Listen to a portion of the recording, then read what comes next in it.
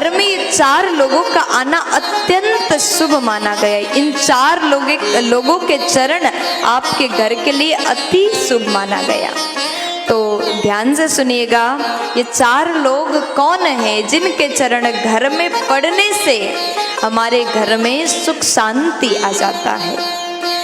तो शास्त्र ने कहा इन 4 लोगों के चरण अगर आपके घर में पड़ जाए तो आपका घर वैकुंठ बन जाता है।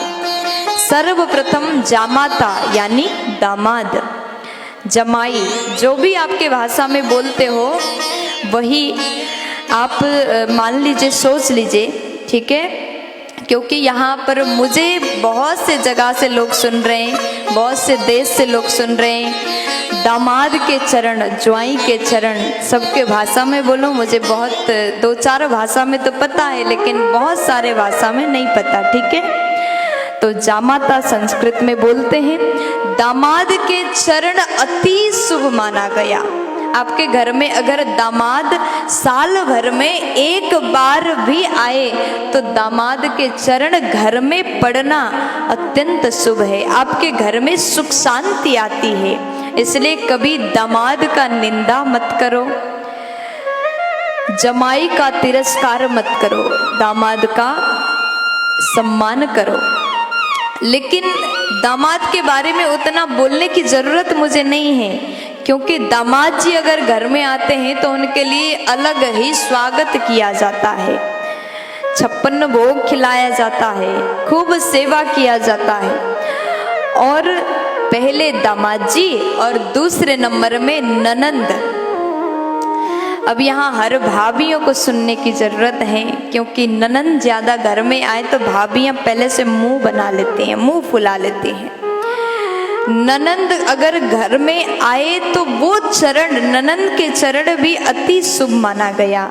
वो घर भी वैकुंठ हो जाता है जिस घर में दामाद आते हैं, जिस घर में ननंद आती है। इसलिए सब भाभियां जितने मुझे सुन रहे हैं, आपके घर में भी आपकी ननंद आ जाए तो मुंह मत बनाना, जितना हो सके सेवा करना, जितना हो सके 56 भोग उनको खिलाना और कहना कि बार बार आया करो।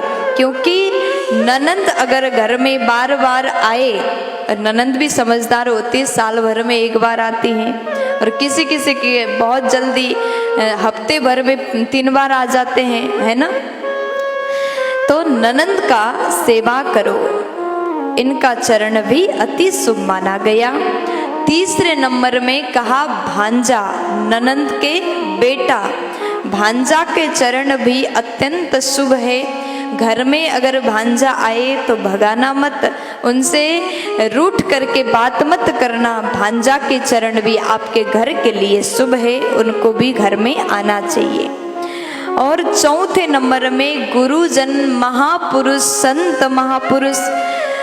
संत महापुरुष के चरण जिस घर में पड़ता है वो साक्षात वैकुंठ बन जाता है। और संतों के चरण जिस घर में हो जाए वो घर के भाग्य खुल जाता है, उस घर के लोग धन्य हो जाते हैं जिस घर में संत का चरण आ जाता है, चरण पड़ता है। तो साल भर में संत अगर रोज रोज ना आए तो कम से कम अपने गुरुजी को साल भर में एक बार जरूर घर में बुलाओ। 365 दिन में अगर एक दिन भी आपके गुरुदेव, कोई संत महापुरुष आपके घर में प्रवेश अगर एक दिन भी करते हैं तो 365 दिन तक वो घर में मकर संक्रांति आ जाता है। इसलिए वो घर धन्य है जिस घर में संतों का चरण पड़ता है। ऐसा वर्णन मैं अपने मन से नहीं, ब्रह्म पुराण में किया गया है। तो आप सभी को ये बात का ध्यान देना चाहिए। दामाद, ननंद, भांजा और गुरुजन, ये 4 लोगों के चरण हमेशा पूजनीय है। ऐसा चरण आपके घर में पड़े तो घर वैकुंठ बनता है, उस घर में सुख शांति की कमी नहीं होगी। प्यार से बोल दीजिए ना, राधे।